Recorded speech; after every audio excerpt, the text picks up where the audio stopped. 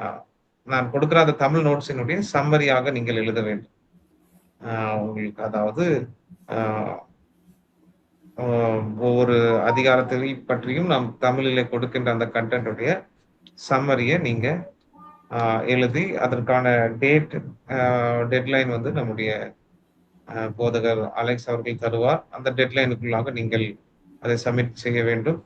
உங்களுக்கான எக்ஸாமை பற்றியும் நான் அவருக்கு அறிவிக்கிறேன். அதன் அடிப்படையிலே நாம் உங்களுக்கான கிரேடிங்ஸ நாங்க கொடுக்க முடியும். தமிழ் நோட்ஸ் இல்லை என்று யாரும் வருத்தப்பட வேண்டாம். ஒவ்வொரு அதிகாரத்திற்கான நோட்ஸும் உங்களுக்கு உங்களிடத்திலே வந்து சேரும்.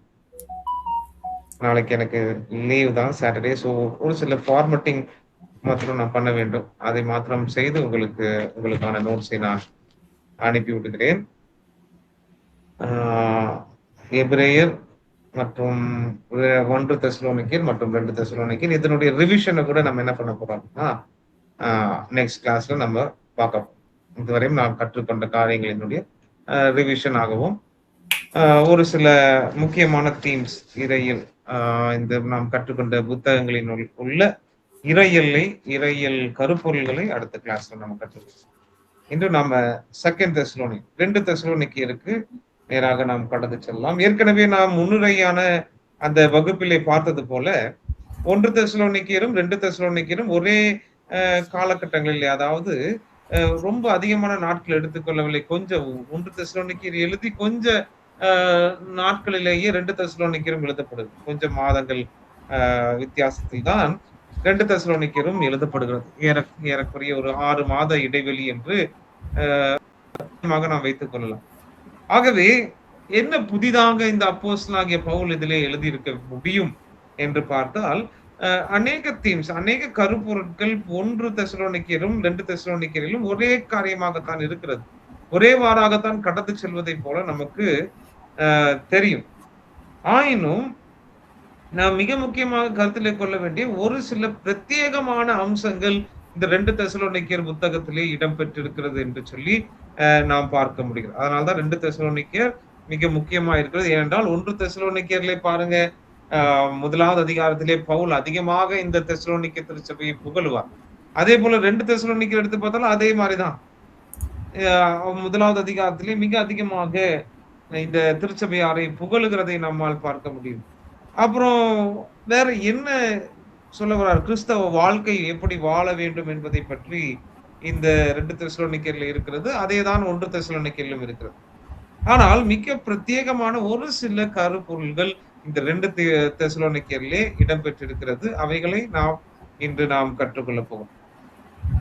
ஆனா இந்த 1 தெசலோனிக்கேயர் எழுதிய காலகட்டத்திற்கும் இந்த 2 தெசலோனிக்கேயர் எழுதப்படும் போதும் ஏற்கனவே இருந்த பிரச்சனை தான். ஆனா கொஞ்சம் தீவிரமான பிரச்சனையாக உருவெடுத்திருந்தது இந்த தெசலோனிக்கே திருச்சபையிலே.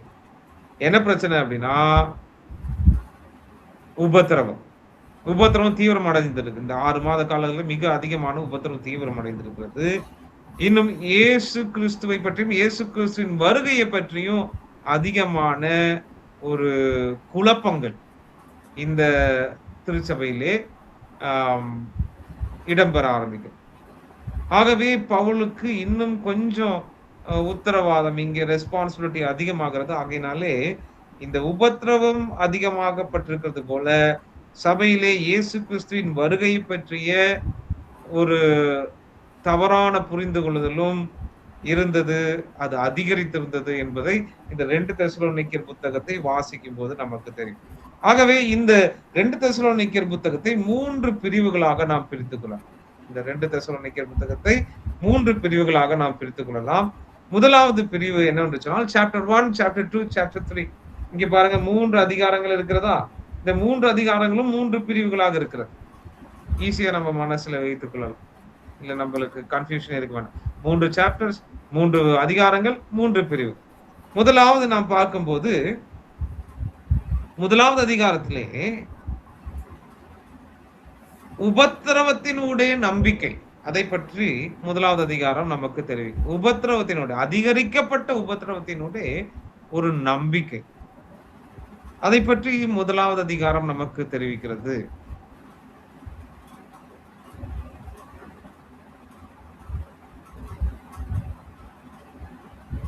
2வது அதிகாரம் கர்த்தருடைய நாளை பற்றி தெளிவுபடுத்துகிறதா இருக்கிறது. கர்த்தருடைய நாளை பற்றி பேசுகிறது 2வது அதிகாரம். 1வது அதிகாரம் உபத்திரவத்தினுடைய நம்பிக்கை. 2வது அதிகாரம் கர்த்தருடைய நாளை பற்றி நமக்கு விவரிக்கிறது, தெளிவுபடுத்துகிறது. 3வது அதிகாரம் சும்மா இருக்கிறவங்களை பற்றி அவர்களுக்கு ஒரு சவால் விடுகிறதா இருக்கு. சும்மாவே இருக்கிறது. ஏன் சும்மா இருந்தா நம்ம பார்க்க போறோம். அதாவது சும்மா இருக்கிறத பத்தி. சோம்பேறி கிடையாது. சும்மா இருக்கிறவனுக்கும் சோம்பேறிக்கும் ரொம்ப வித்தியாசம். ஓகேங்களா? ஐடில் என்று சொல்லுவாங்க. Challenge to the idle. அது என்ன அப்படிங்கறத நம்ம இன்னைக்கு கற்றுக்கணும்.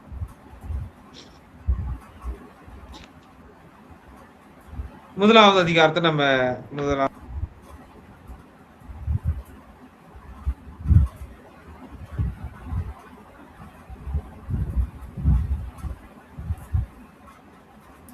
சார் மைக் ஆஃப் பண்ணிருக்கு. மைக் ஆஃப் பண்ணு. ஓகே. முதலாவது அதிகாரம் முதல் 2 வசனங்களை யாராகிலும் வாசிக்கலாம். 2 தெசலோனிக்கேயர் 1வது அதிகாரம் முதல் 2 வசனம். பவுலும் சில்வானும் தீமோத்தேயும் நம்முடைய பிதாவாகிய தேவனுக்குள்ளும் கர்த்தராகிய இயேசு கிறிஸ்துவுக்குள்ளும் இருக்கிற தெசலோனிக்கேயர் சபைக்கு எழுதுகிறதாவது, நம்முடைய பிதாவாகிய தேவனாலும் கர்த்தராகிய இயேசு கிறிஸ்துவினாலும் உங்களுக்கு கிருபையும் சமாதானமும் உண்டாவதாக. இங்க நம்ம பார்க்கும்போது grace to you and peace from God the Father and the Lord Jesus Christ என்று எழுதுகிறார். பிதாவாகிய தேவனாலும் கர்த்தராகிய இயேசு கிறிஸ்துவினாலும் என்று எழுதுகிறார். இதுல நம்ம பெரிதாக நாம் கற்றுக்கொள்ளக்கூடிய காரியங்கள் எதுவும் இல்லைங்க. பாருங்க, பவுல் யாரு, சில்வானஸ் யாரு மற்றும் தீமோத்தேயு யாரு என்பதெல்லாம் நமக்கு தெரியும். தெசலோனிக்கே திருச்சபையை யார் ஸ்தாபித்தது என்று நமக்கு தெரியும். ஆனா மிக முக்கியமா இதுல கற்றுக்கொள்ளக்கூடிய ஒரு காரியம் இருக்கிறது என்று சொன்னால், அதாவது திருச்சபை வரலாற்றிலே அந்த ஆதி திருச்சபை காலகட்டத்திற்கும் அப்போஸ்தல காலகட்டத்திற்கு பின்பதாக மிகப்பெரிய சவாலை திருச்சபையானது சந்திக்கிறது. அது என்னவென்று சொன்னால், இயேசு கிறிஸ்து மனிதனா தேவனா, இயேசு கிறிஸ்து தேவன் அல்ல, இயேசு கிறிஸ்து மனிதன் அல்ல என்று சொல்லி இயேசுவை பற்றி இருக்கின்ற இறையியல் சம்பந்தமான குளறுபடிகள் அதிகமாக சபை வரலாற்றிலே இருந்ததை நாம் பார்க்கின்றோம். அதான் பாக்குறோம். ஏரியனிசம், எபியோனிசம் என்று சொல்வார்கள், ஏரியனிசம் என்று சொல்வார்கள், மேலும் நெஸ்டோரியனிசம் என்று சொல்வார்கள். பின்பதாக அதாவது அப்போலினேரியனிசம் என்று சொல்வாங்க. இவர்கள் இந்த கூட்டம் எல்லாம் நிறைய இந்த அப்போஸ்தல காலத்துக்கு பின்பதாக தோன்றுகிறது. இவர்களுக்கெல்லாம் மிக முக்கியமான குழப்பம் எதிலே இருந்தது என்று சொன்னால், ஆண்டவராகிய இயேசு கிறிஸ்துவினுடைய அந்த தன்மையை பற்றி, அவர் தேவனா மனிதனா என்றெல்லாம், அவர் மனிதன் மாத்திரமே என்று ஒரு சிலர் சொல்வதும், அவர் தேவன் மாத்திரமே என்று ஒரு சிலர் சொல்வதும், இப்படி அநேக காரியங்கள் குழப்பமாயிருக்கு. ஆனா ஒன்றை நம்ம புரிஞ்சுக்கணும். இந்த பவுலினுடைய லெட்டர் எல்லாத்துலயும் ஒரு காரியத்தை நம்ம புரிஞ்சுக்க முடியும். என்னன்னா, இங்க பாருங்க, கடைசி லைன் வாசிங்க. அந்த வசனத்தினுடைய கடைசி லைன், 2வது வசனத்தினுடைய கடைசி லைன். உங்களுக்கு கிருபையும் சமாதானம் உண்டாவதாக. அதுக்கு முன்பதாக அதான் கர்த்தராகிய இயேசு கிறிஸ்துவினாலும், பிதாவாகிய தேவனாலும் கர்த்தராகிய இயேசு கிறிஸ்து. இங்க பாருங்க, பிதாவாகிய தேவனாலும் கர்த்தராகிய இயேசு கிறிஸ்துவினாலும் என்று சொல்லி கிருபை உண்டாவதாக என்று சொல்லும் போது, கிருபையை கொடுக்கத்தக்கவர் தேவன் மாத்திரமே. கிருபையை மனிதனுக்கு கொடுக்கத்தக்கவர் தேவன் மாத்திரம். நமக்கு வேற எங்கேயும் கிருபையினுடைய சோர்ஸ் எதுவும் கிடையாது. கிருபையினுடைய சோர்ஸ் எதுவும் கிடையாது. தேவன் மாத்திரமே பாவிகளுக்கும் கிருபை அளிக்கிறார், பாவிகளுக்கு கிருபை அளிக்கிறார். ஆகவே பிதாவாகிய தேவனாலும் கர்த்தராகிய இயேசு கிறிஸ்துவினாலும் கிருபை உண்டாக கடவுது என்று சொல்லும் போதே பவுல் என்னத்தை தெரிவிக்கிறார் என்று சொன்னால், இயேசு கிறிஸ்துவும் பிதாவும், பிதா இயேசு கிறிஸ்துவுக்கு நிகரானவர், இயேசு கிறிஸ்து பிதாவுக்கு நிகரானவர் என்ற ஒரு காரியத்தை தெளிவுபடுத்துறார். சோ இது பவுலினுடைய எல்லா லெட்டர்லையும் நீங்க பார்க்கும்போது உங்களுக்கு மிக தீவிரமா புரியும். ஆனா இந்த அப்போஸ்தலர் காலத்துக்கு பின்பதாக அநேக குளறுபடிகள் இதிலே நடந்தது. ஆனால் நாம் புரிந்து கொள்ள வேண்டும், இந்த காலகட்டத்திலே இயேசு கிறிஸ்துவின் தெய்வத்தன்மையும், இயேசு கிறிஸ்துவின் மனிதன், அவர் 100% தேவனாகவும் 100% மனிதனாகவும், இந்த மனித அவதாரம் எடுத்தபடினாலே 100% மனிதனாகவும் அவர் இருந்தார், இருக்கின்றார் என்பதை நாம் புரிந்து கொள்ள முடியும். அப்போ இந்த காரியங்கள்லாம் பேசிக்கா இருந்தாலும் நாம 3வது 4வது வசனத்தை வாசிக்கலாம். 3, 4 வசனங்கள். சகோதரரே, நாங்கள் எப்பொழுதும் உங்களுக்காக தேவனை ஸ்தோத்திரிக்க கடனாளிகளாய் இருக்கிறோம். உங்கள் விசுவாசம் மிகவும் பெருகி பாருங்க, ஒரு விஷயத்தை நீங்க புரிஞ்சுக்கணும். we are bound to thank God always. நாங்கள் எப்பொழுதும் உங்களுக்காக என்ன செய்யணும்? எதுக்கு கடனாளியா இருக்காங்க? தேவனை ஸ்தோத்திரிக்க கடனாளிகளாய் இருக்கிறோம்.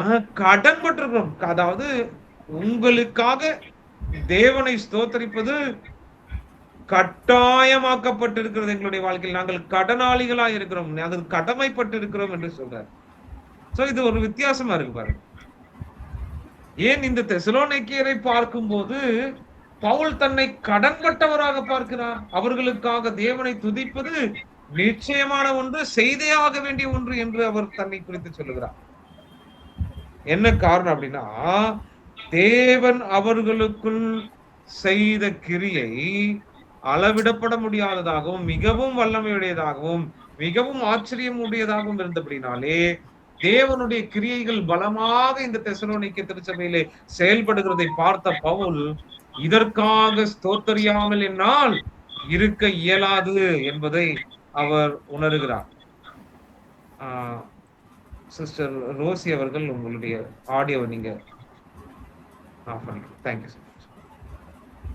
ஆகவே இங்க பாருங்க, அவர் அதனாலதான் தன்னை கடனாளியாக பார்க்கின்றார். நாங்க கடமைப்பட்டிருக்கோம் கர்த்தரை ஸ்தோத்தரிக்க, உங்கள் நிமித்தம் கர்த்தரை ஸ்தோத்தரிக்க நாங்கள் பவுண்ட் அப்படிங்கிறார். அதாவது என்னன்னா, நாங்க கட்டப்பட்டுட்டோம், இதுல இருந்து தப்பிக்கவே முடியாது, உங்களுக்காக ஸ்தோத்திரம் சொல்லாம முடியாது என்று சொல்வதாக பவுல் இங்கே அறிவிக்கிறார். தொடர்ச்சியா வாசிங்க. உங்கள் விசுவாசம் மிகவும் பெருகி இருக்கிறபடியினாலும் நீங்கள் எல்லாரும் ஒருவரில் ஒருவர் வைத்திருக்கிற அன்பு அதிகரிக்கிறபடியினாலும் அப்படி செய்கிறது தகுதியா இருக்கிறது. நீங்கள் சகிக்கிற சகல துன்பங்களிலும் உபத்திரவங்களிலும் பொறுமையையும் விசுவாசத்தையும் காண்பிக்கிறது நிமித்தம் உங்களை குறித்து நாங்கள் தேவனுடைய சபைகளில் மேன்மை பாராட்டுகிறோம். உங்களை குறித்து தேவனுடைய சபைகளில் மேன்மை பாராட்டுகிறோம். காரணம் என்னன்னா, எல்லாரும் அதிகமா உபத்திரப்பட எல்லாம் என்னடான்னு அசைஞ்சு அவன் விலகி போயிருவான். ஆனா நீங்க என்ன செய்றீங்க? உங்களிலே அதிகமான உபத்திரவமும் சோதனைகளும் பெருக பெருக பெருக என்ன ஆகிறது? உங்களுக்குள்ளே நீங்கள் விசுவாசத்திலும் அன்பிலும் நீங்கள் என்ன செய்து கொண்டிருக்கிறீர்கள்? You are growing exceedingly. நீங்கள் அளவில்லாமல் பெருகி கொண்டிருக்கிறீர்கள் என்பதாக பவுல் சொல்லுவார். So that's one of the beauty of the church. இங்க பாருங்க, அதாவது இதுதான் இந்த சர்ச்சினுடைய மார்க் ஆஃப் தெசலோனியன் சர்ச். ஆனா பவுல் இதை கேள்விப்பட்டு அப்படியே நிக்கல. பவுல் இதை எழுதுனதுக்கான காரணம் என்னன்னா, ஒரு மிகப்பெரிய ஒரு நம்பிக்கையை அவர்களுக்குள் விதைக்கிறார். அவர்களை பாராட்ட வேண்டும் என்பது மாத்திரம் பவுலினுடைய எண்ணத்தில் அல்ல. அதிகமான உபத்திரவம் அதிகமாய் வர வர வர அந்த ஜனங்கள் விசுவாசத்திலே வளருகிறார்கள். ஆயினும் ஏதோ ஒரு நிலையிலே அவர்கள் பின்மாறி போய்விடக் கூடாது, மறுதளித்து விடக்கூடாது என்பதை கருத்தில் கொண்டவர் இப்ப என்ன சொல்றார் அப்படின்னா, உங்களுக்காக நான் தேவனை ஸ்தோத்தரிக்கிறேன், மேலும் அது மாத்திரம் அல்ல, எல்லா இடங்களிலும் உங்களை குறித்து நாங்கள் மேன்மை பாராட்டுகிறோம். பாருங்கள், தெசலோனிக்கேயரை பாருங்கள், அவர்கள் எந்தளவாய் உபத்திரவம் பெருகுகிறதோ அந்தளவாக அவர்களுடைய விசுவாசமும் பெறுகிறது என்று சொல்லுகிறோம். இப்போ மிக முக்கியமா இந்த இதனுடைய கண்டென்ட்டுக்கு நம்ம வரோம் பாருங்க. 5, 6, 7 வசனங்களை வாசிங்க. நீங்கள் தேவனுடைய ராஜ்யத்தின் நிமித்தம் பாடு அனுபவிக்கிறவர்களாய் இருக்க அந்த ராஜ்யத்திற்கு நீங்கள் பாத்திரர் என்றபடிக்கு தேவன் நியாயமான தீர்ப்பு செய்கிறவர் என்பதற்கு அதுவே அத்தாட்சியா இருக்கிறது. உங்களை உபத்திரவப்படுத்துகிறவர்களுக்கு உபத்திரவத்தையும் உபத்திரவப்படுகிற உங்களுக்கு எங்களோட கூட இளைப்பாறுதலையும் பிரதிபலனாக கொடுப்பது தேவனுக்கு நீதியா இருக்கிறதே. தேவனை அறியாதவர்களுக்கும் நம்முடைய கர்த்தராகிய இயேசு கிறிஸ்துவின் சுவிசேஷத்திற்கு கீழ்ப்படியாதவர்களுக்கும் நீதியுள்ள ஆக்கினையை செலுத்தும்படிக்கு. வாசிங்க, 8வது வசனம் வாசிங்க. கர்த்தராகிய இயேசு தமது வல்லமையின் தூதரோடும் ஜுவாலித்து எரிகிற அக்னியோடும் வானத்திலிருந்து வெளிப்படும் போது அப்படியாகும்.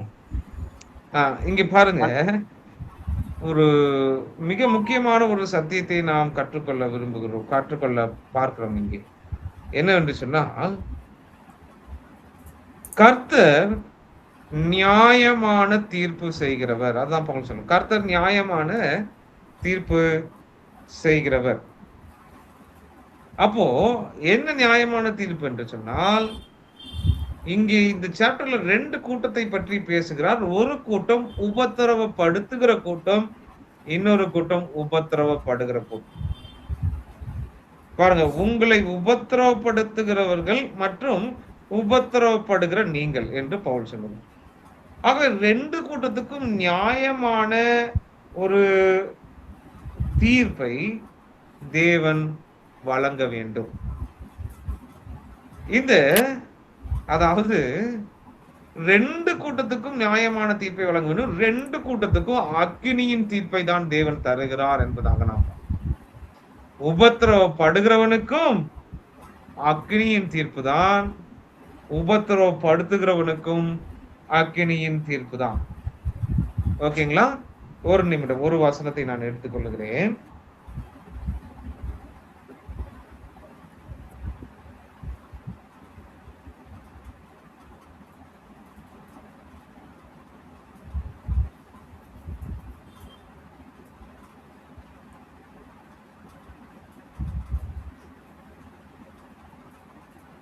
ஒன்று பேதுரு 4வது அதிகாரம் 12வது வசனத்திலிருந்து ஒரு சில வசனங்களை வாசிக்கலாம். பிரியமானவர்களே, உங்களை சோதிக்கும்படி உங்கள் நடுவில் பற்றியெறிகிற அக்னியை குறித்து ஏதோ புதுமென்று திகையாமல்,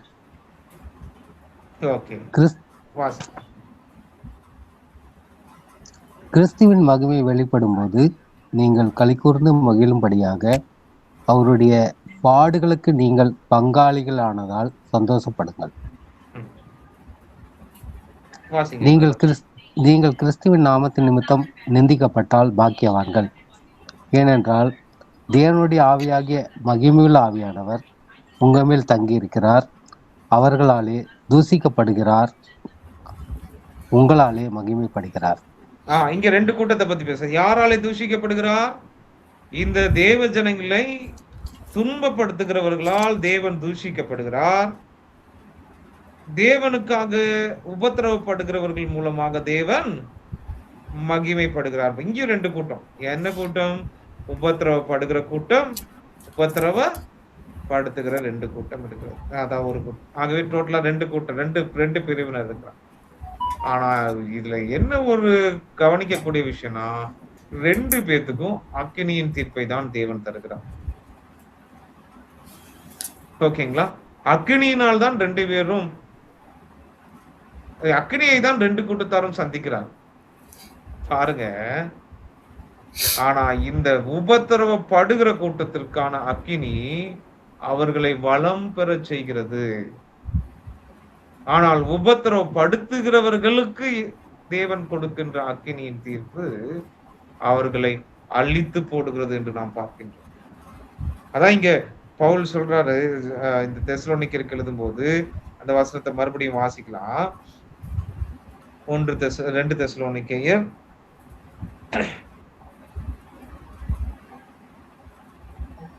1வது அதிகாரம். உங்களை உபத்திரப்படுத்துகிறவர்களுக்கு உபத்திரவத்தையும் 8வது வசனம். கர்த்தராகிய இயேசு தமது வல்லமையின் தூதரோடும் ஜுவாலித்து எரிகிற அக்னியோடும் வானத்திலிருந்து வெளிப்படும் போது அப்படி ஆகும். கர்த்தராகிய இயேசு தமது வல்லமையின் தூதரோடும் ஜுவாலித்து எரிகிற அக்கினியோடும் வானத்திலிருந்து வெளிப்படும் போது யாருக்கு ஆக்கினை உண்டாகும்? எங்க பாருங்க, 7வது வசனம், நீதியுள்ள ஆக்கினையை செலுத்தும்படிக்கு கர்த்தராகிய இயேசு வரும்போது அவர் ஜுவாலிக்கிற அக்கினியா, எரிகிற அக்கினியோடு வருகிறார். அந்த அக்கினியினாலே என்ன செய்யப்பட போகிறது? அந்த ஜனங்கள் நித்திய அழிவாகிய தண்டனையை அடைவார்கள் என்று சொல்லி பவுல் இங்க எழுதுறதுக்கான காரணம் என்ன அப்படின்னா, தேவனுடைய பிள்ளைகளே, தெசலோனிக்கிய திருச்சபையாரே, உங்கள் மத்தியிலே பற்றி எரிகிற அக்கினி உங்களுக்கான அக்கினியாயிருக்கிறது. இந்த அக்கினியை எதிர்கொள்ளாத உங்களை உபத்திரவப்படுத்துகிற கூட்டத்தார் இந்த பூமியிலே வாழ்ந்து கொண்டிருக்கிறார்கள். ஆனால் இந்த பூமியிலே வாழும் போது நீங்கள் அவர்களால் உபத்திரவப்படுத்தப்பட்டு அந்த அக்கினியை நீங்கள் சந்தித்தவர்களா இருக்கிறீர்கள். நீங்கள் புரிந்து கொள்ள வேண்டும், இந்த அக்கினி எப்படிப்பட்டதா இருக்கிறது. அழிந்து போகிற பொன் அக்கினியினாலே சோதிக்கப்படுகிறது போல உங்களை வளமாக்கி, உங்களை பரிசுத்தப்படுத்தி, உங்கள் விசுவாசத்தை வளர்த்து, உங்களை மேம்படுத்தி, உங்களை உறுதிப்படுத்தி, கர்த்தருடைய நாளிலே கரைதிரையற்றவர்களாய் உங்களை மாற்றி, உங்களை பலன் செய்ய, கர்த்தருக்காக பலன் கொடுக்கிறவர்களாக மாற்றி, உங்களை பலவான்களாய் மாற்றக்கூடிய அக்கினியாய் இருக்கிறது என்பதை நீங்கள் மறந்து போக வேண்டாம். ஆனால் இந்த பூமியின் வாழ்நாட்களிலே அக்கினியை சந்திக்காமல் உங்கள் மேல் உபத்திரவத்தை போட்டுக் கொண்டிருந்த ஜனங்களுக்கு ஒரு அக்கினி எதிர்காலத்திலே வரப்போகிறது. அது எப்படிப்பட்ட அக்கினியாய் இருக்க போகிறது என்று சொன்னால், அது நித்திய அழிவாகிய தண்டனையை கொடுக்கும் அக்கினியாக அவர்களுக்கு இருக்க போகிறது. ஆகவே இப்பூமியிலே கர்த்தர் நிமித்தம் அக்கினியினூடாய் நடந்து போகிறவர்கள் பாக்கியவான்கள். ஏனென்றால் அந்த அக்கினி உங்களை வளப்படுத்துகிறது, உங்களை பலப்படுத்துகிறது, உங்களை ஆரோக்கியப்படுத்துகிறது என்று சொல்லி இதுதான் ஒரு வித்தியாசம் பாருங்க. நாம உபத்திரவப்படுத்துகிறவர்களுக்கும் உபத்திரவப்படுத்தப்படுகிறவர்களுக்கும் உள்ள வித்தியாசம். There is a difference between the persecutors and persecuted. உபத்திரவப்படுத்துகிறவர்களுக்கும் உபத்திரவம் அடைகிறவர்களுக்கும் உள்ள ஒரு வித்தியாசத்தை பவுல் இங்கே தெளிவாய் சொல்லுகிறார். இதை போல ஒரு அருமையான ஒரு ஒரு ஒரு என்கரேஜ்மெண்ட் யாரும் கொடுக்க முடியாது பாருங்க. பவுல் எப்படி கொடுக்குறான்னா, உங்கள் மத்தியிலே அக்கினியா இருக்கிற, உங்கள் உபத்திரவத்தினுடைய கடந்து போறீங்க, உங்களுக்காக நானும் சீலாவும் தீமோத்தேயும் உபவாசம் போட்டு கண்ணீரோடு அழுறோம். எப்படிதான் இவ்வளவு பெரிய உபத்திரவத்தெல்லாம் நீங்க தாங்கி போறீங்களோ தெரியலையே, ஆண்டவருக்கு கண் இல்லையா? ஆண்டவரே என்று சொல்லி நாங்கள் ஆண்டவரை கேட்டுக்கொண்டிருக்கிறோம், கவலைப்படாதீங்க, எங்களுடைய ஜெபம் பரலோகத்திலே ஏற்றி தேவன் உங்களுடைய உபத்திரவத்தை மாற்றி போட போறார். அப்படிலாம் ஒண்ணும் சொல்லவே இல்லை. அவர் சொன்னது ஒன்னே ஒண்ணுதான். என்ன சொல்றாரு? தெளிவா சொல்றாரு, அக்னியா அதை அதை அதை அதை தழுவிக்கொள். அந்த அக்னியினுடைய கடந்து போனா நீ புரிஞ்சுக்கணும், இது உன்னை வளமாக்குகிற அக்னி. ஏன்னா உன்மேல் அக்னியை போடுகிற அந்த ஜனங்கள் இருக்கிறார்களே, அவர்களுக்கான ஒரு அக்னி இருக்கிறது. அந்த அக்னி எப்படியாக இருக்கிறது?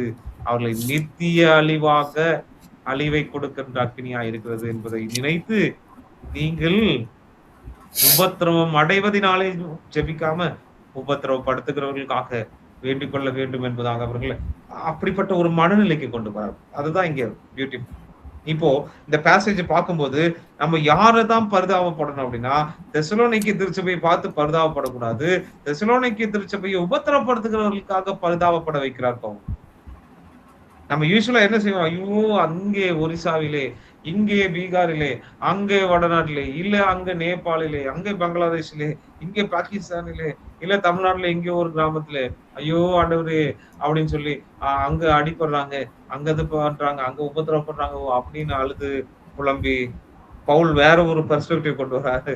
என்ன அப்படின்னா, படிக்கும், ஐயோ மிகப்பெரிய உபத்திரவத்தை தெசலோனிக்கேயர் அடைஞ்சிட்டாங்களா, பாவண்டா சாமி அப்படின்னு நம்ம ஓபன் பண்ணி படிக்க ஆரம்பிக்கிறோம். படிக்கும் போது ஒண்ணு சொல்றாரு, இப்ப நம்ம பெர்ஸ்பெக்டிவ மாத்தி, இங்க பரிதாபமா இருக்கிறவன் யாருன்னா உபத்திரவப்படுத்துறவன், ஆரோக்கியமா சந்தோஷமா இருக்கிறது யார்? உபத்திரவப்படுகிறவன்.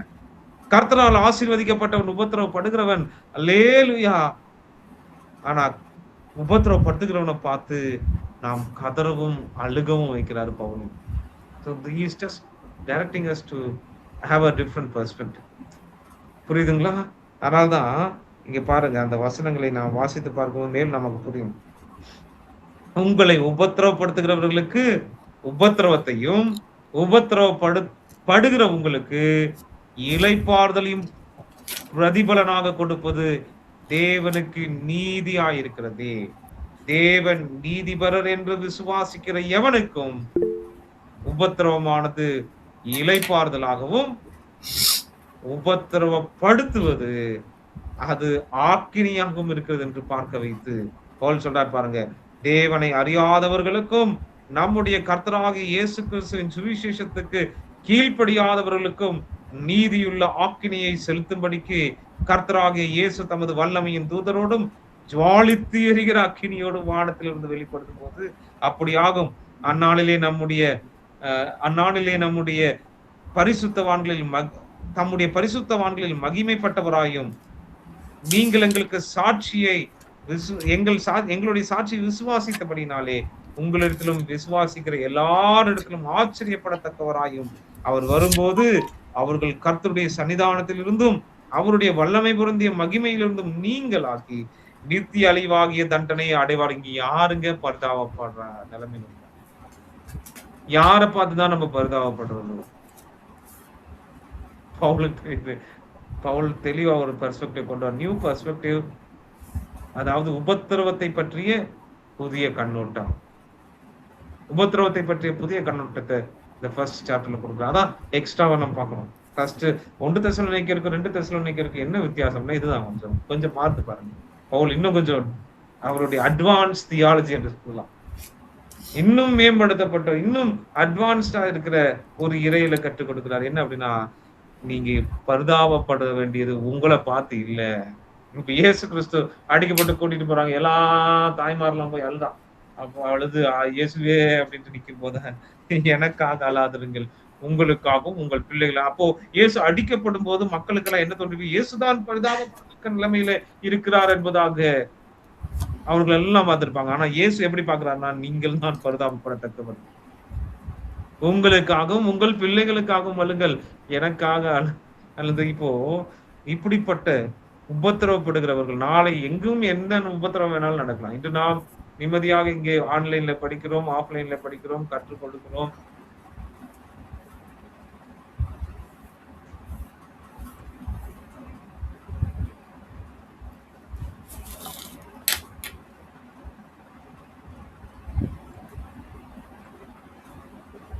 இங்கே இப்படி எல்லாம் நம்ம தேவனுடைய வார்த்தை. ஆனா நம்மளுடைய வாழ்நாளில் நம்ம எப்படிப்பட்ட சூழ்நிலை வேண்டுமானாலும் சந்திக்கலாம். ஆனால் கிறிஸ்தவம் என்றுமே ஐயோ அப்படின்னு பரிதாபப்படத்தக்க நிலைமையில் இல்லை என்பதை நாம் புரிந்து கொள்ள வேண்டும். என்ன தீவிரமான உபத்திரம் நடந்த தெசலோனிக்கரை பார்த்தே பவுல் என்ன செய்யல? பரிதாபப்படல. அவர் என்ன சொல்றாரு?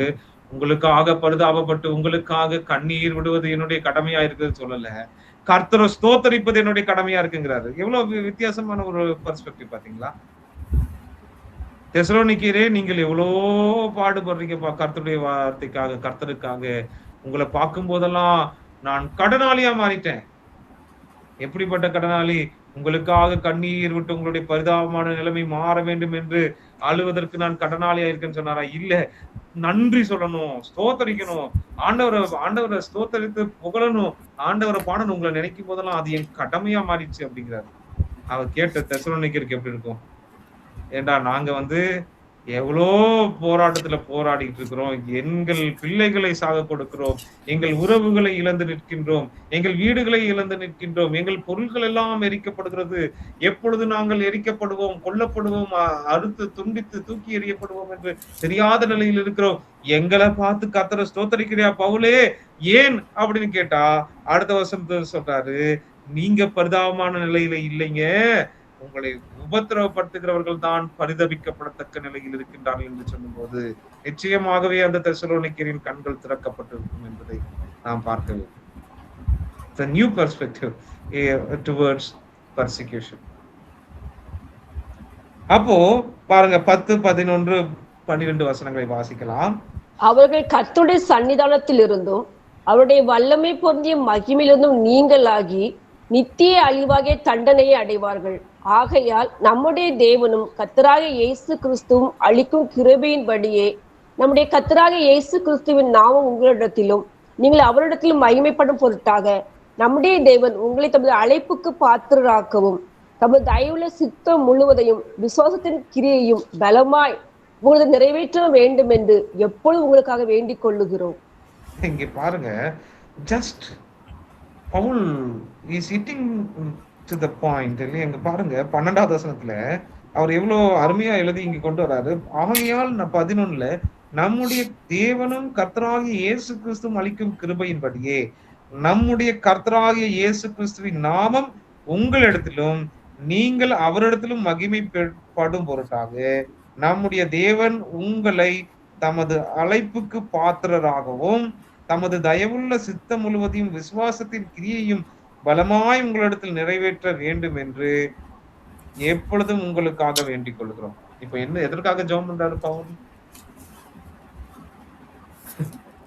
விசுவாசத்தின் கிரியை உங்களுக்குள் பெருக வேண்டும்,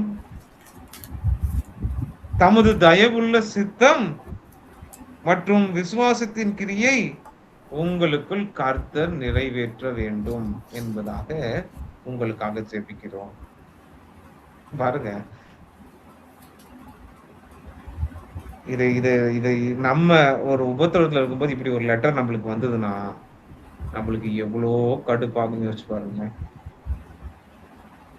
ஆகுமா ஆகாதா? அந்த லெட்டரை கிழிச்சு போடுவோம் இல்லையா? ஏன்னா நாங்க என்ன உபத்திரப்பட்டு பவுலே ஒரு ஆறுதலான வார்த்தை சொல்லாம இங்க என்ன சொல்றது?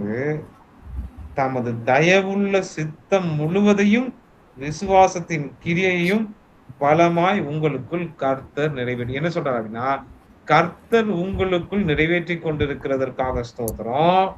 மேலும் இவைகள் அதிகமாக உங்களுக்குள் நிறைவேற்றப்பட கர்த்தரிடத்தில் வேண்டிக் கொள்ளுகிறேன். உங்களுக்கு விசுவாசத்தின் கிரியையும் உங்களுக்குள்ளே கர்த்தருடைய தயவுள்ள சித்தமும் நிறைவேற்றப்படட்டும் என்று உங்களுக்காக வேண்டிக் கொள்ள முடிக்கிறார் ஃபர்ஸ்ட். ஆனா நிச்சயமாகவே உண்மையாகவே கர்த்தரால் தொடப்பட்டு ஆசீர்வதிக்கப்பட்ட தெசலோனிக்கேயர் இதை நிச்சயமாகவே பார்க்கும்போது விசனம் அடைந்திருக்க வாய்ப்பில்லை என்றுதான் நான் நம்புகிறேன். இதை போல ஒரு ஆரோக்கியமான ஒரு உற்சாகத்தை எவராலும் கொடுக்க முடியாது. ஆனால் மாம்சத்தில் வாழ்ந்து கொண்டிருக்கின்ற அநேக கிறிஸ்தவர்கள் ஆகிய ஜனங்களுக்கு இவைகள் புலப்படுவதில்லை என்பதை தான் நாம் பார்த்து ஆச்சரியப்பட வேண்டும். கர்த்தர் இப்படிப்பட்ட கண்ணோட்டத்தை நமக்கு தரும்படி நாம் வேண்டிக் கொள்ளணும். அடுத்தது இப்போ தெசலோனிக்கே திருச்சபையில 2வது அதிகாரத்துக்கு போகும்போது ஒரு பிரச்சனை. என்ன பிரச்சனை அப்படின்னா வாசிக்கலாம் பாருங்க. 2வது அதிகாரம் முதல் 3 வசனங்களில் வாசிக்கலாம். நம்முடைய கர்த்தராகிய இயேசு கிறிஸ்துவின் வருகையையும் நாம் அவரிடத்தில் சேர்க்கப்படுவதையும் குறித்து நாங்கள் உங்களை வேண்டிக் கொள்கிறது என்னவென்றால், ஒரு ஆவியினாலாவது வார்த்தையினாலாவது எங்கிருந்து வந்ததாய் தோன்றுகிற ஒரு நிருபத்தினாலாவது கிறிஸ்துடைய நாள் சமீபமா இருக்கிறதாக சொல்லப்பட்டால் உடனே சஞ்சலப்படாமலும் கலங்காமலும் இருங்கள். எவ்விதத்தினாலும் ஒருவரும் உங்களை மோசம் போக்காதபடிக்கு எச்சரிக்கையா இருங்கள். ஏனெனில் விசுவாச துரோகம் முந்தி நேரிட்டு கேட்டின் மகனாகிய பாவ மனுஷன் வெளிப்பட்டால் ஒழிய அந்த நாள் வராது. இப்போ பவுல் இதை ஏன் 2வது அதிகாரத்துல சொல்றாரு அப்படின்னா, கர்த்தருடைய நாளை பற்றிய தவறான எண்ணம் இந்த சபைக்குள் இருந்தது என்பதை பற்றி இந்த அதிகாரம் படிக்கும் போதே நம்மளுக்கு புரியும். அப்போ ஒரு ஆவியினாலாவது வார்த்தையினாலாவது எங்களிடத்திலிருந்து வந்ததாய் தோன்றுகிற ஒரு நிருபத்தினாலாவது அப்படிங்கிற ஏன் இதை யூஸ் பண்றாருன்னா, நிச்சயமாகவே யாரோ ஒருத்தர் ஏதோ ஒரு ரைட்டிங்ஸ் ஏதோ ஒரு காரியங்கள் பவுல் எழுதினதாக பவுல் சொன்னதாக பவுல் அறிவித்ததாக அங்கே சென்றிருக்கு. என்ன அப்படின்னா, கர்த்தருடைய நாள் சமீபமாய் இருக்கிறது, கர்த்தர் வந்து விட்டார், அவருடைய பரிசுத்தவான்கள் எல்லாரும் எடுத்துக்கொள்ளப்பட்டு போய்விட்டார்கள் நல்லா புரிஞ்சுக்கணும். என்ன நடக்குதுங்க அப்படின்னா, 7 வருட உபத்திரவ காலம் உங்களுக்கு எல்லாம் தெரியுமா? 7 வருட உபத்திரவ காலம். 7 வருட உபத்திரவ காலத்தை பற்றி கேள்விப்பட்டிருக்கீங்களா? ஆமா சார். சபை எடுத்துக்கொண்ட பின்னாடி ஆஹ் நடக்க சபை விடுபட்டவர்களுக்காக. எடுத்துக்கொள்ளப்பட்டதுக்கு அப்புறம் 7 வருட உபத்திரவ காலம். இப்போ மிக தீவிரமான உபத்திரவம் இந்த தெசலோனிக்கே திருச்சபையை வந்து தாக்கும்போது என்ன சொல்லிட்டாங்கன்னா, இனி வரப்போகிற உபத்திரவ காலம் என்று சொல்லப்பட்டு கொண்டிருந்த அந்த 7 வருட உபத்திரவ காலம் தான் நடந்துட்டு இருக்குது. இனி கர்த்தருடைய வருகை சமீபமா இருக்குது. இது கடைசி காலத்தில் நடைபெற வேண்டும் என்று உரைக்கப்பட்ட உபத்திரவ காலம் ஏற்கனவே சபை எடுத்துக்கொள்ளப்பட்டு ஆயிற்று. நீங்கெல்லாம் விடுபட்ட கைவிடப்பட்ட ஜனங்களா இருக்கிறீர்கள், உபத்திரவத்தினூடே கடந்து போகிறீர்கள். இதுதான் உங்களுக்கு சொல்லப்பட்டது. உபத்திரவத்தினூடே கடந்து போறீங்க. ஆகையினால என்ன ஆகுது, இனி கர்த்தர் வருகை சமீபமா இருக்கிறது.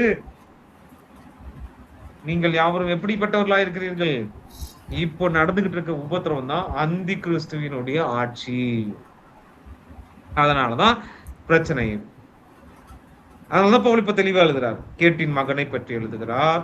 அந்த உபத்திரவ காலத்திலே பற்றி எழுதுகிறார். ஒரு ஆவியினாலாவது வார்த்தையினாலாவது எங்களிடத்தில் வந்ததா. ஏன்னா நடக்கிற நீங்க பாருங்க, நிறைய உபத்திரம் எல்லாம் வந்து வரலாற்றுல எப்பெல்லாம் மிகப்பெரிய உபத்திரம் வருதோ அப்பெல்லாம் மக்கள் என்ன நினைச்சாங்க அப்படின்னா, அத வந்து அந்த 7 வருட உபத்திரத்தோடு சேர்த்துட்டாங்க. இதுதான் நடந்தது இந்த first world war, second world war காலகட்டத்திலையும் அப்படிதான் நடந்தது. என்ன நடக்கிறது என்று சொன்னால், இதுதான் மிகப்பெரிய உபத்திரவம் என்று சொல்லப்பட்ட உபத்திரவ காலம் இதோட முடிஞ்சு போக போகுதுன்னு நினைச்சாங்க. ஆனா அது நடக்கல. எப்பெல்லாம் பெரிய உபத்திரவத்தை இந்த உலகத்தின் மாதிரி சந்திக்கிறார்களோ அப்பொழுதெல்லாம் என்ன ஆகுது, ஹிட்லர் காலகட்டத்துல அதான் அந்த வேர்ல்டு வார் காலகட்டத்துல எல்லாம் ஹிட்லர் தான் அந்தி கிறிஸ்து என்று சொன்னார். சோ இப்படியெல்லாம் இந்த காலகட்டங்களிலே சமீபத்திலே நடந்திருக்கு. அது போலவே தான் ஒரு காரியம் தெசலோனிக்கேயர் வாழ்ந்து கொண்டிருந்த அந்த காலகட்டம் கேட்டின் மகனாகிய அந்தி கிறிஸ்துவின் காலகட்டம் என்று அங்கே சொல்லப்பட்டதை நாம் பார்க்கின்றோம். அதனால பவுல் இந்த காரியத்தை தெளிவுபடுத்துகிறார். என்னென்ன காரியத்தை தெளிவுபடுத்துகிறார் என்று பார்க்கலாம். பாருங்க, 1வது வசனத்திலே பார்க்கும்போது, சகோதரரே, நம்முடைய கர்த்தராகிய இயேசு கிறிஸ்துவின் வருகையும் நாம் அவரிடத்திலே சேர்க்கப்படுவதையும் குறித்து நாங்கள் உங்களை வேண்டிக் கொள்கிறது என்னவென்றால், கிறிஸ்துவின் நாள் சமீபமாயிருக்கிறது என்று சொல்லப்பட்டால் உடனே ஏன் சஞ்சலப்படணும்? நல்லா பாருங்க, கிறிஸ்துவின் நாளுக்காக காத்து கொண்டிருக்கிற சபைன்னு நம்ம பார்க்கிறோம். ஆனா இப்போ கிறிஸ்துவின் நாளை கேள்விப்பட்டா ஏன் சஞ்சலப்படக்கூடாது, கலங்கக்கூடாதுன்னு ஏன் பவுல் சொல்றாரு?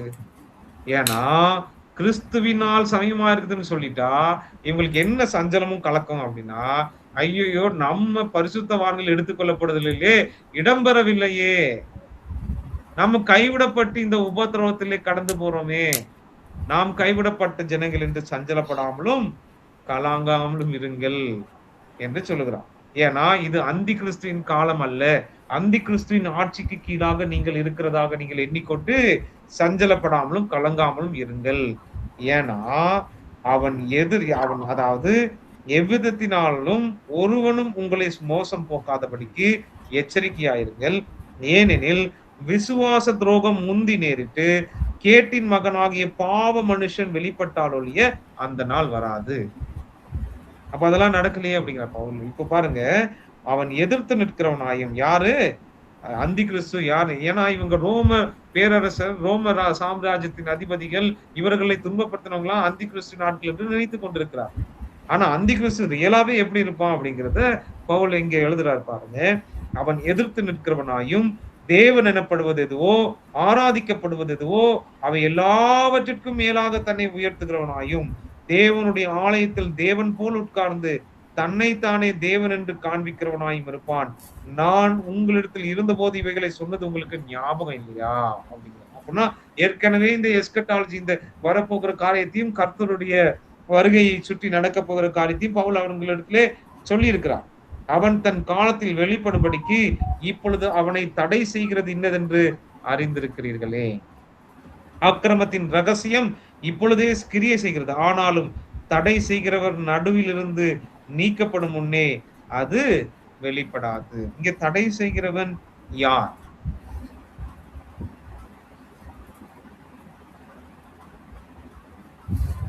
உங்களுக்கு என்ன ஒப்பீனியன்? அந்தி கிறிஸ்து வராம இங்க தடை செஞ்சுக்கிட்டு இருக்கிறது யார்? பரிசுத்த ஆவியானவர். பரிசுத்த ஆவியானவர்.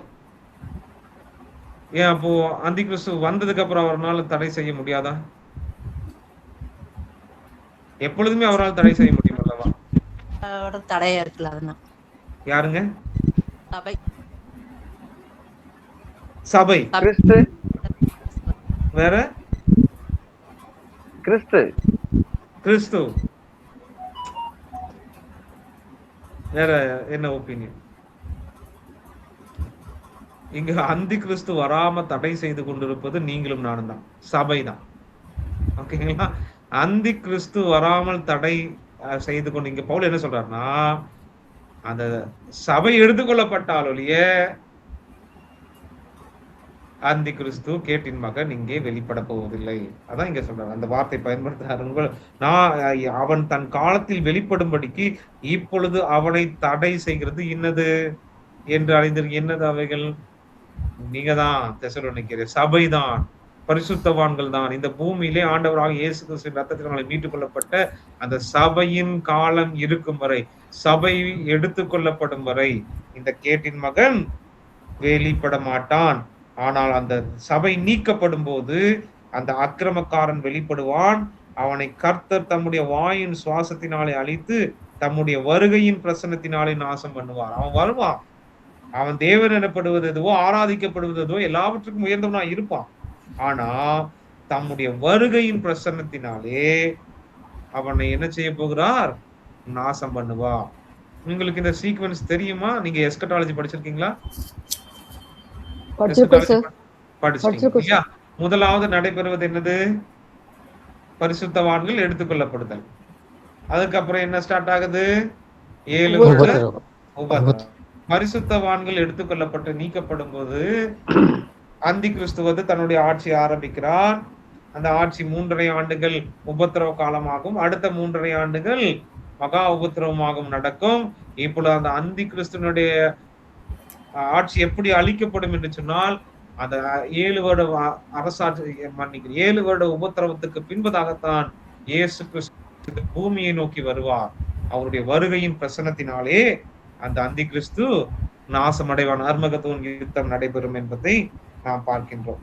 அந்த அக்கிரமக்காரனுடைய வருகை சாத்தானுடைய செயலின்படி சகல வல்லமையோடும் அடையாளங்களோடும் பொய்யான அற்புதங்களோடும் கெட்டு போகிறவர்களுக்குள்ளே அநீதியினால் உண்டாகும் சகலவித வஞ்சகத்தோடும் இருக்கும். ரட்சிக்கப்படத்தக்கதாய் சத்தியத்தின் மேலுள்ள அன்பை அவர்கள் அங்கீகரியாமல் போனபடினால் அப்படி நடக்கும். ஆகையால் சத்தியத்தை விசுவாசியாமலும் அநீதியில் பிரியப்படுகிற யாவரும் ஆக்கினைக்குள்ளாக்கப்படும்படிக்கு அவர்கள் பொய்யை விசுவாசிக்கத்தக்கதாய் கொடிய வஞ்சகத்தை தேவன் அவர்களுக்குள்ளே அனுப்புவார். கர்த்தருடைய பிரியமான சகோதரரே, நீங்கள் ஆவினாலே பரிசுத்தமாக்கப்படுகிறதினாலும் சத்தியத்தை விசுவாசிக்கிறதினாலும் ரட்சிப்படையும்படிக்கு ஆதி முதல் தேவன் உங்களை தெரிந்து கொண்டபடினாலும் நாங்கள் உங்களை குறித்து எப்பொழுதும் தேவனை ஸ்தோத்திரிக்க கடனாளியா இருக்கிறோம். ஏன் இப்ப மறுபடியும் சொல்றாரு அப்படின்னா, உங்களை பாருங்க, நீங்க பரிசுத்தமாக்கப்பட்டிருக்கீங்க, சத்தியத்தை விசுவாசிக்கிறீங்க, ரட்சிக்கப்பட்டிருக்கிறீங்க, நீங்க கர்த்தரால் தெரிந்து கொள்ளப்பட்டிருக்கிறீங்க, நீங்க இன்னும் இந்த பூமியில இருக்கிறீங்க. அப்படின்னா கேட்டின் மகன் எப்படி வெளிப்பட முடியும்? ஏதோ பரிசுத்தவான்களுடைய ரகசிய வருகை நடந்தேறிற்று. இப்பொழுது நீங்கள் படுகிற உபத்திரவம் அந்தி கிறிஸ்துவின் உபத்திரவமானால் நீங்க எப்படி இங்க இருக்கிறீங்கன்னு கொஞ்சம் சிந்திச்சு பாருங்க தேவனுடைய பிள்ளைகளே. அதான் சொல்லுங்க, நான் எப்படி இருக்கு அத பவுல் சொல்ற, நானும் உங்களோட இருக்கிறேனே. அதான் 1வது அதிகாரத்துல சொல்றாரு, எங்களோட கூட இளைப்பாறுதல் அடையும் படிக்க. நானும் இருக்கிறேன், நீங்களும் இருக்கிறீங்க, அப்போஸ்தலர்களும் இருக்கிறார்கள். ஆகவே ஏதோ ஒரு இடத்துல இருந்து பவுல் சொன்னதாக, யாரோ சொன்னதாக, கர்த்தருடைய நாள் சமீபமா இருக்குது, ஆண்டவர் வர போறாரு, இது நீங்க படுற உபத்திரவம் எல்லாம் 7 வருட உபத்திரவம் என்றெல்லாம் சொன்னா நீங்க ஏன் கலங்கப்படணும்? ஏன்னா சத்தியத்தை விசுவாசியாமல் அநீதியில் பிரியப்படுகிற யாவரும் தான் அந்த 7 வருட உபத்திரவ காலத்திலே சிக்கிக் கொள்வார்களே ஒழிய நீங்களும் நானும் அல்ல என்பதாக பவுல் இங்கே தெரிவிக்கிறார். அதனால மறுபடியும் நாங்கள் தேவனை ஸ்தோத்தரிக்க கடமைப்பட்டு இருக்கிறோம் என்று பவுல் சொல்றார். இந்த அதிகாரமே போதும் பரிசுத்தவான்களுடைய எடுத்துக்கொள்ளப்படுதல் உண்டு என்பதை நமக்கு தெரிவிப்போம். ஓகேங்களா? ஆகவே நிறைய பேர் பரிசுத்தவான்கள் எடுத்துக்கொள்ளப்படுதல் இல்லை, நேரடியா இயேசு வரப்போறார் அப்படின்னு நிறைய போதனைகள் இருக்கிறது. ஆனால் பரிசுத்தவான்களுடைய எடுத்துக்கொள்ளப்படுதல் இருக்கிறது என்பதற்கு மிக பெரிய ஆதாரமா இருக்கும் ஒரு அதிகாரம் என்னவென்று சொன்னால் 2 தெசலோனிக்கேயர் 2வது அதிகாரம். தடை செய்கிறவன் இருக்கும் வரை அந்தி கிறிஸ்து வெளிப்பட மாட்டான் என்பதாக நாம் பார்க்கிறோம்.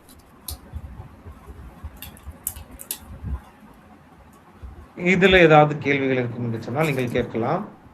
கருத்துக்கள் 5 அதிகாரத்துல அந்த கொஞ்சம் வசனங்கள் அதுவும் ரகசிய ரூபத்தை சொல்லப்படுவா சார். இறைவில திருடன் வருகிறதுமாய் கத்தனால் வரும் அப்படின்ட்டு. சகோதரரை, இவைகள் நடக்கும் காலங்களையும் சமயங்களையும் குறித்து உங்களுக்கு எழுத வேண்டுவதில்லை. ஆமா, இரவிலே திருடன் வருகிற விதமாய் கர்த்தருடைய நாள் வரும் என்று நீங்களே நன்றாய் அறிந்திருக்கிறீர்கள். சமாதானமும் சௌக்கியமும் உண்டென்றும் அவர்கள் சொல்லும் போது கர்ப்பவதியானவர்களுக்கு வேதனை வருகிறது போல அழிவு சடுதியாய் அவர்கள் மேல் வரும். இது ஆண்டவராக இயேசு கிறிஸ்துவினுடைய 2ஆம் வருகையை பற்றி பேசிக்கொள்ளும். பரிசுத்தவான்கள் எடுத்துக்கொள்ளப்படுதல். நீங்கள் எல்லாரும் வெளிச்சத்தின் பிள்ளைகளும் பகலின் பிள்ளைகளுமா இருக்கிறீர்கள். நாம் இரவுக்கும் இருளுக்கும் உள்ளானவர்கள் அல்லவே. அப்படின்னா என்ன சொல்றாரு? நீங்க இருளின் பிள்ளைகள் அல்ல. அந்த நாள் கர்த்தருடைய வருகை நாள் அநேகருக்கு என்னவா இருக்கும்? இருளும் சடுதியாய் அவர்கள் மேல் விழும் ஆக்கினியமாய் இருக்கும். ஆனா நீங்க அப்படி அல்லவே, நீங்கள் இருளின் பிள்ளைகள் அல்ல அப்படின்னு. பகிரங்க வருகை குறிக்கிறேன் சார். பகிரங்க வருகை.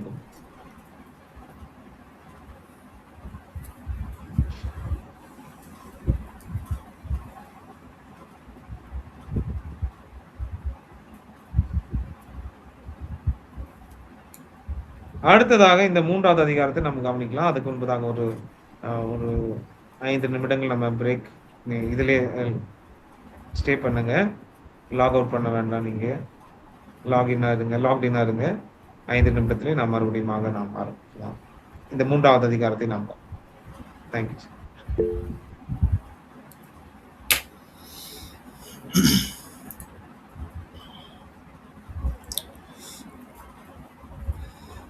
ஓகே, ஒரு சில அனௌன்ஸ்மெண்ட்.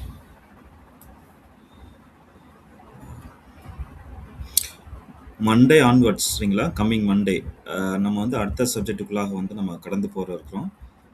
அந்த சப்ஜெக்ட் டேனியல் அண்ட் ரெவலேஷன் சரிங்களா.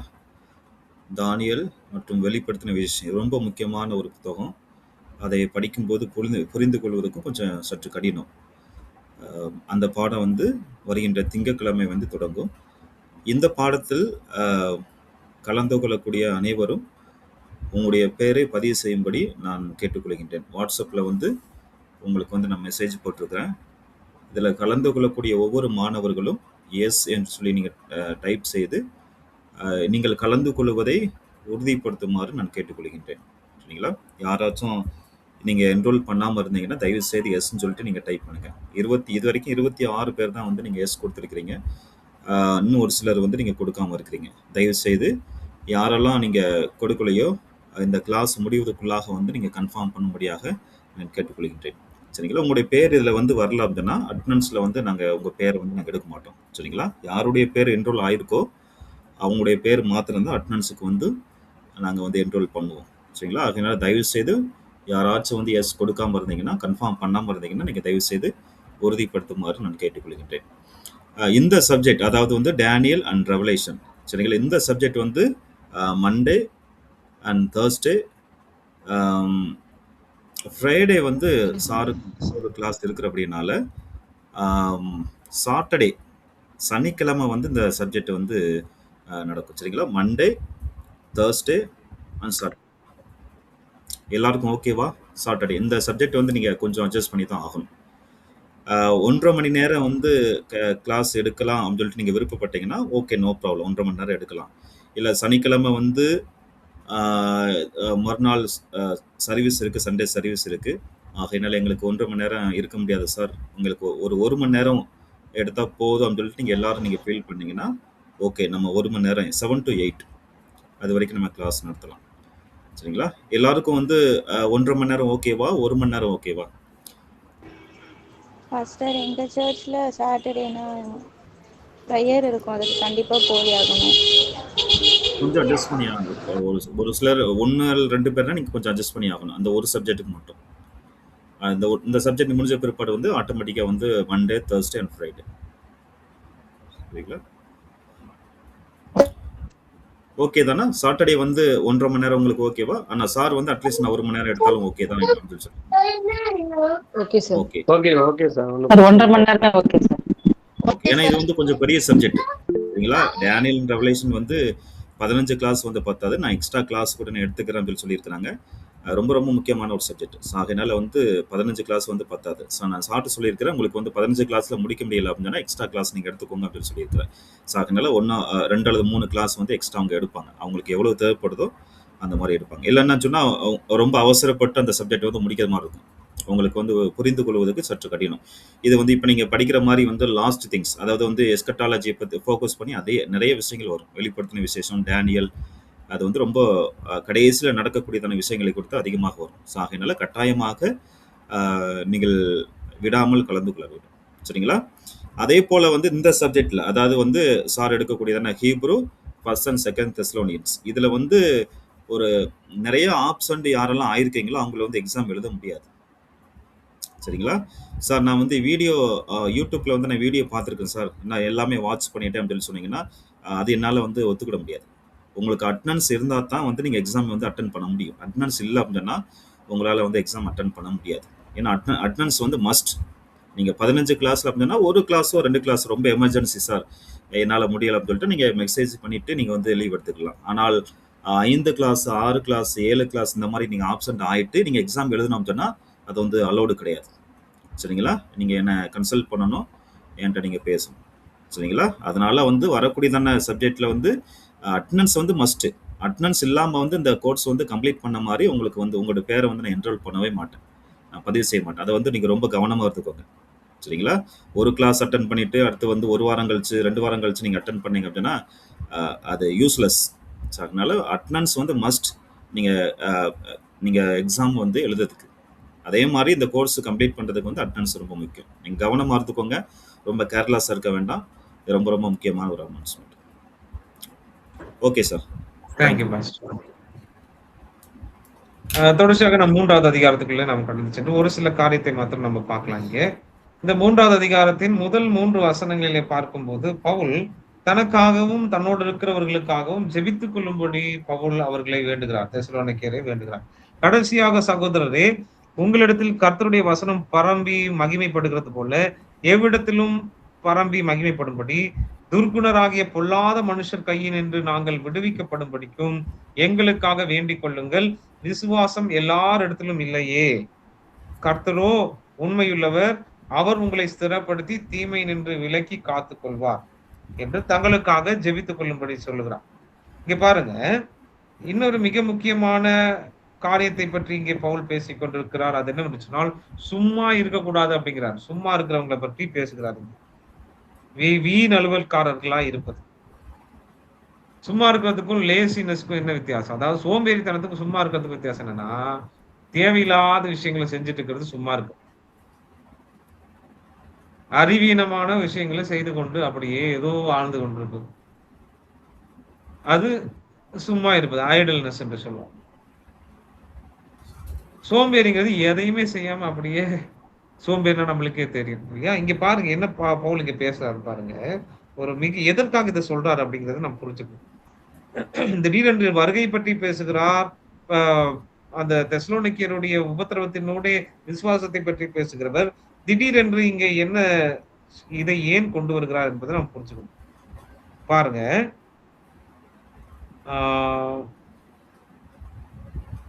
6வது வசனத்திலிருந்து வாசிக்கலாம்.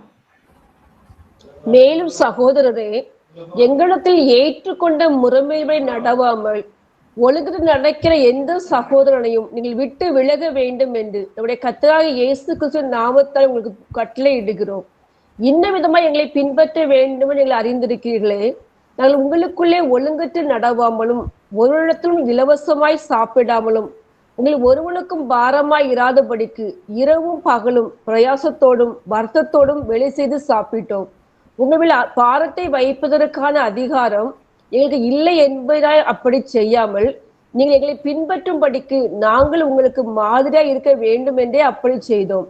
இங்க பாருங்க, பவுல் இந்த சபையாரிடத்தில் இருக்கும்போது எப்படி எதற்காக வேலை செய்கிறாங்க பாருங்க, எப்படி வேலை செய்யறாருன்னா இரவும் பகலும் பிரயாசத்தோடும் வருத்தத்தோடும் வேலை செய்துதான் அவர்கள் சாப்பிட்டு அந்த ஜனங்கள் முன்பதாக ஒரு எக்ஸாம்பிள் வைக்கிறான், ஒரு மாதிரியை வைக்கிறான்.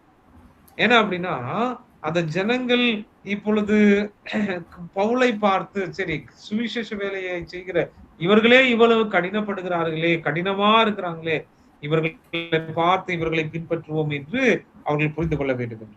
ஆனா என்ன நடக்கிறது,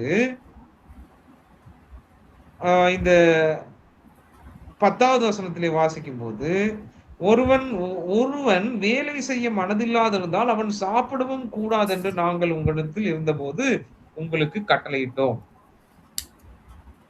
இல்லையா?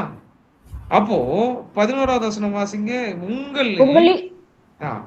உங்களில் சிலர் யாதொரு வேலையும் செய்யாமல் வீண் அலுவற்காரராய் ஒழுங்கற்று திரிகிறாள் என்று கேள்விப்படுகிறோம். இங்க பாருங்க, the crucial thing, இந்த இவர்களை இப்படி மாற்றி போட்டது என்ன தெரியுங்களா? ஏற்கனவே இவர்கள் ஒழுங்கற்று திரிகிற ஜனங்க, இப்ப பவுலுடைய சுவிசேஷத்துக்கு ரட்சிக்கப்பட்டு மறுபடியும் இருந்து இப்போ இவங்க மேலும் வீண் அலுவல்காரர்களா சுத்தறதுக்கு என்ன காரணம் தெரியுங்களா?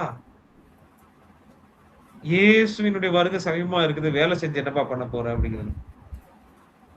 கர்த்தருடைய நாள் சமீபமா இருக்குது, இன்னைக்கோ நாளைக்கோ இல்ல அடுத்த வாரமோ வந்துருவாரு, நீ வேலை செஞ்சு என்ன பண்ண போற, அமைதியா இரு அப்படின்னு ஒரு கூட்டம் சபையில என்ன செய்யுது அப்படின்னா ஒழுங்கற்று திரிகிறது.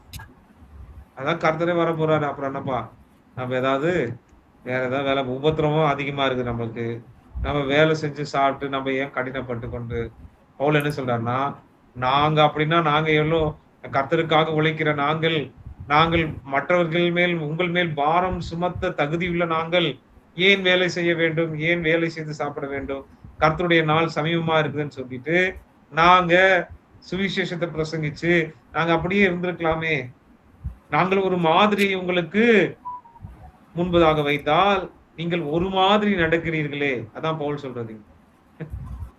என்ன சொல்றாரு அப்படின்னா, இங்க இருக்கிறவங்க இப்படிப்பட்ட ஒரு வீண் அலுவல்காரனா மாறுறதுக்கான காரணம் அவங்களுக்கு தவறான புரிந்து கொள்ளுதல் என்னன்னா, இன்னைக்கோ நாளைக்கோ நாளான்னைக்கோ இயேசு வந்துருவாரு, நம்ம ஏற்கனவே அதிகசு வந்துட்டான், வந்து முடிஞ்சது, இந்த உபத்திரத்துல போயிட்டு இருக்கிறோம், நம்ம வேலை எல்லாம் செய்ய வேண்டாம்னு சொல்லி யாதொரு வேலையும் செய்யாம வீண் அலுவல்காரரா இப்ப என்ன ஆயிடுச்சு அப்படின்னா ஒழுங்கற்று திரிதாங்க.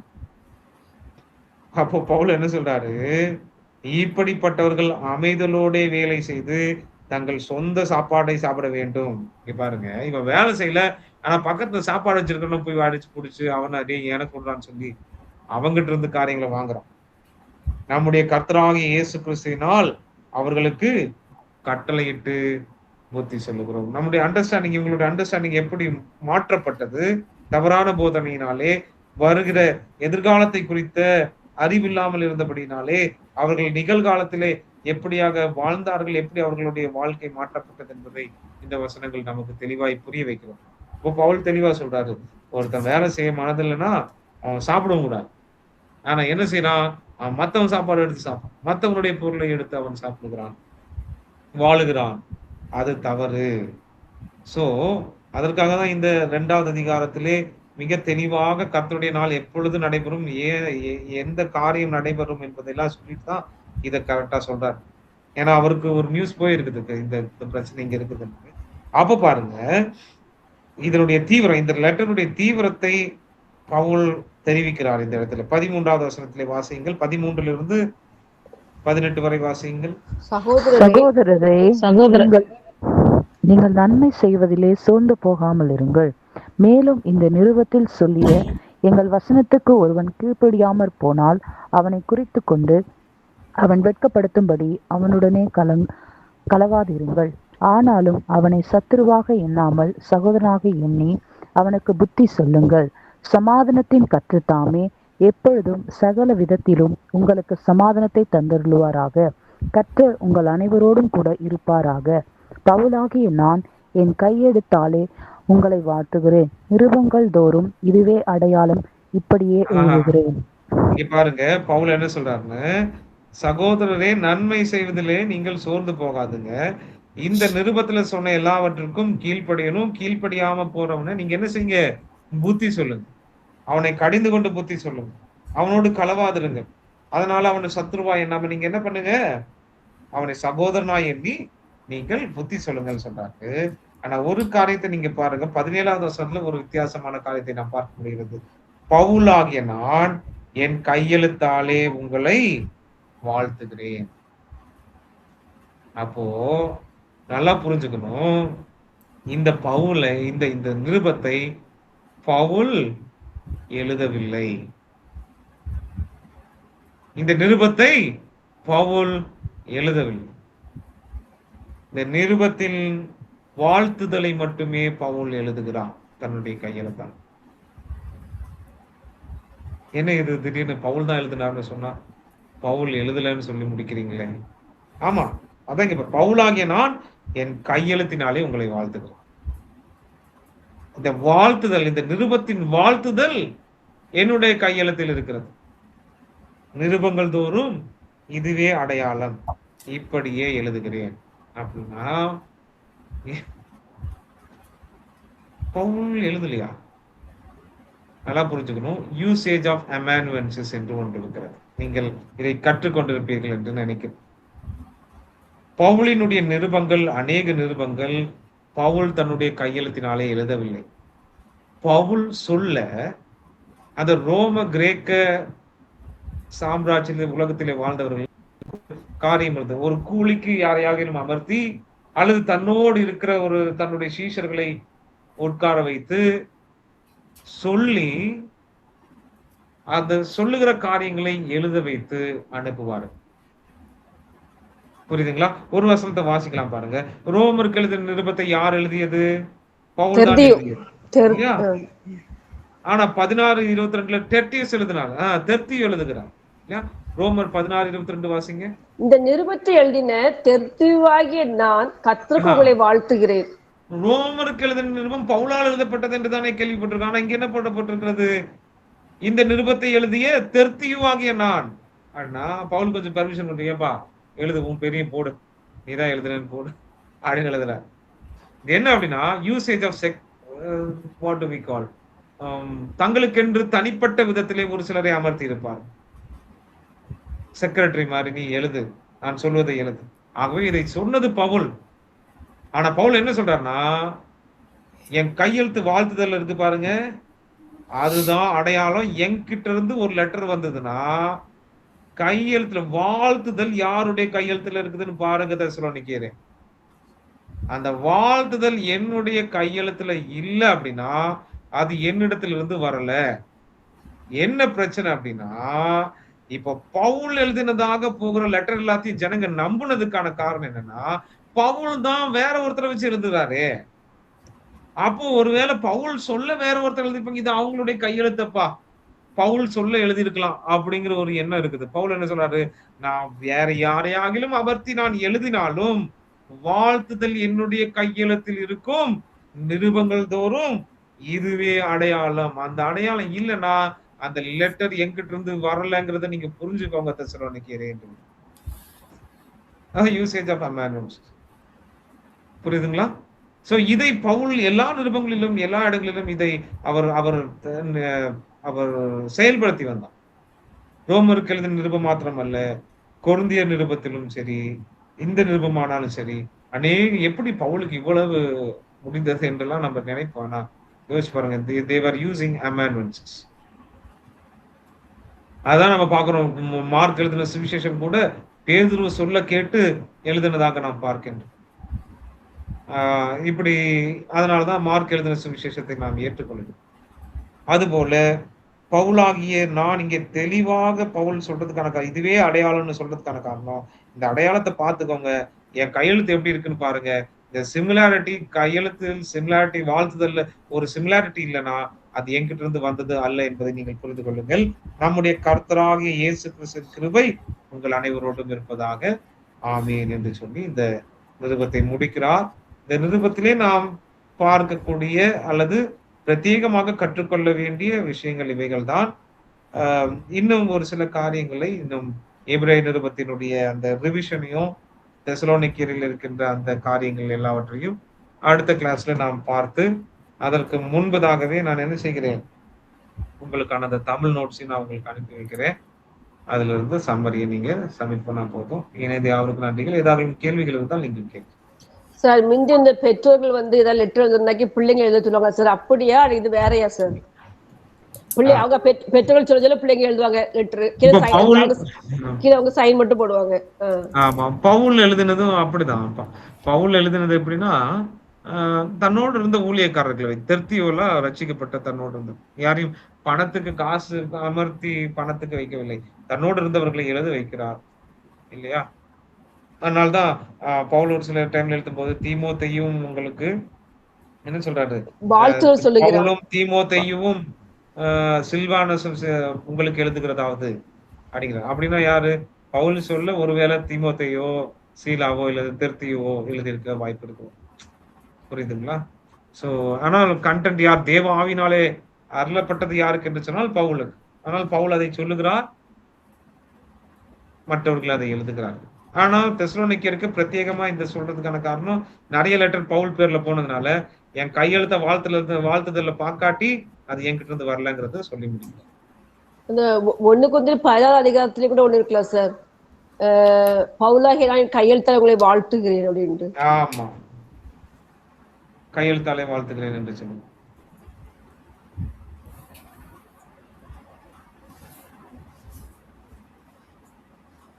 இப்போ அந்த பழக்கம் இருக்கு சார், இப்பவும் அப்படிதான் பண்றாங்க நிறைய அந்த பழக்கம். இப்ப பெரிய பெரிய ஊழியக்காரங்க பெரிய புத்தகத்தை எழுதுறாங்க. நான் பாக்குற கமெண்ட்ரிஸ் எல்லாம் அவ்வளவு பெருசு இருக்குது இல்லையா? கமெண்ட்ரி பாத்தீங்கன்னா பெரிய, அவங்க என்ன செய்வாங்கன்னா ரெக்கார்ட் பண்ணுவாங்க, அவ்வளவுதான். ரெக்கார்ட் பண்றது மாத்திரம் கிடையாது, ரெக்கார்ட் பண்ணாலுமே அது ரொம்ப பெரிய வேலை தான். என்ன அப்படின்னா, நம்ம இப்போ மெக்கார்த்தர் கமெண்ட்ரின்னு வச்சுக்கோங்க, பெரிய கமெண்ட்ரி எல்லா புத்தகத்துக்கும், நியூ டெஸ்டமெண்ட் எல்லா புத்தகத்துக்கும் கமெண்ட்ரி இருக்குன்னா அவங்களுடைய பிரசங்கங்களை வச்சுதான், அவங்க செய்யற பிரசங்கங்களை ரெக்கார்ட் செய்து அதன் அடிப்படையிலே பிரிண்ட் எடுக்கப்படுவதுதான் என்னங்க இந்த கமெண்ட்ரிஸ்லாம் இன்னைக்கு நிறைய பார்ப்போம். உட்கார்ந்து எழுதுறது அப்படின்னா நம்மளுக்கு காலமே போதாது, அவ்வளவு பெரிய கமெண்ட்ரிஸ். அதே தான் இந்த பவுலும் இங்கே பவுல் சொல்ல எழுதப்படுது.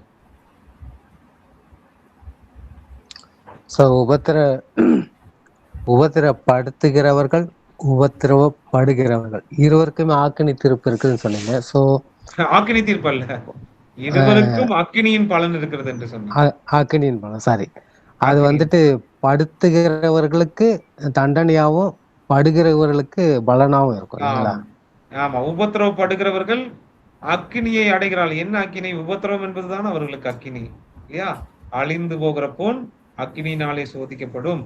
அதுபோல உங்கள் விலையேற பெற்றதாகிய உங்களுடைய விசுவாசமும் அக்கினினாலே சோதிக்கப்பட்டு, உபத்திரவத்தினாலே சோதிக்கப்பட்டு அவைகள் அந்த அந்த பொன்னாக விளங்குகிற பொன்னாக, அந்த சுத்த பொன்னாக அது மாறுகிறது என்று சொல்லுவோம். ஆகவே உபத்திரவப்படுகிறவர்களுக்கு அக்கினி எப்படியா இருக்கிறது, உபத்திரவம் எப்படியா இருக்கிறது?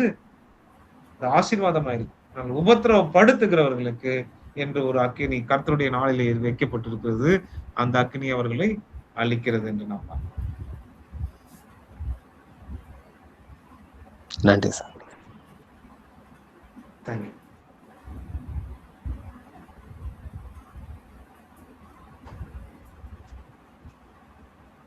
அடுத்த கிளாஸ்ல ஒரே ஒரு கிளாஸ் என்னைக்குன்னு நம்ம பாஸ்டர் அவர்கள் சொன்னா நம்ம அந்த நாள்லயே ஒரு கிளாஸ் நாம எழுதி வச்சுக்கலாம். அதுக்கப்புறம் காரியங்கள் நடைபெறும். இணைந்து யாருக்கும் நன்றிகள். Thank you so much. வேற ஏதாவது கேள்விகள் தெரிவிக்கலாம். இல்லை என்று சொன்னால் நான் இந்த வகுப்பை நான் முடிக்கிறேன். சொல்லுங்க சார். இந்த விசுவாசிக்கு, அதாவது உபத்திரப்படுகிறவர்களுக்கு வந்து இயேசு கிறிஸ்து வெளிப்படும் போது புகழ்ச்சி, கனம், மகிமை கிடைக்கும். ஆனா அந்த உபத்திரப்படுத்துகிறவர்களுக்கு வந்து தேவனை அறியாதவர்களுக்கும் நம்முடைய கர்த்தராகிய இயேசுக்கு சுவிசேஷத்துக்கு கீழ்ப்படவர்களும் நீதியுள்ள ஆக்கினை கிடைக்கும். ஆமா. என்ன என்ன சொல்ல வர்றார் அப்படின்னா, இயேசு கிறிஸ்து வராமல் இருக்கும்போது தெசலோனிக்கே திருச்சபைக்கு உபத்திரவம் இல்லையா? ஆனால் அவர்களை உபத்திரவப்படுத்துகிறவர்களுக்கு அது சந்தோஷமான காலகட்டம். ஆனால் இயேசு கிறிஸ்து வரும்போது உபத்திரவப்பட்ட உங்களுக்கு அது இளைப்பாறுதல், உங்களை உபத்திரவப்படுத்தினவர்களுக்கு இளைப்பாறுதல் அற்றவர்களாய் ஆக்கினை தீர்ப்பு. So the comparison, persecutors and persecuted. உபத்திரவப்படுத்துகிறவர்கள் உபத்திரவப்படுகிறவர்கள் ரெண்டையும் கம்பேர் பண்ணி அங்க பேசுறாரு. அது ஒரு பெர்ஸ்பெக்டிவ் மாத்துறாரு.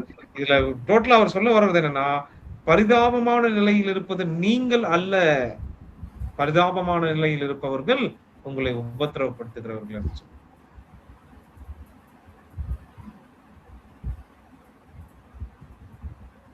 அத துக்கப்படுற நீங்க ஆறுதல் அடையும் சொல்லிட்டு மத்திய சொல்லுவாருங்களா அந்த பிரசங்கத்துல. Yes sir.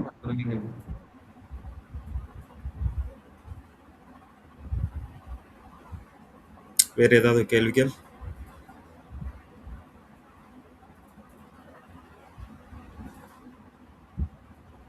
ஓகே சார், நீங்க ஃப்ரைடே ஃபைனல் கிளாஸ் எடுத்துக்கலாம், கடைசி class Friday, next Friday. Okay okay thanks. சரிங்களா? தேர்ஸ்டே வந்து வேற கிளாஸ் இருக்கு, நீங்க ஃப்ரைடேவோட நீங்க இது பண்ணிக்கலாம். சரிங்களா? Thank you pastor.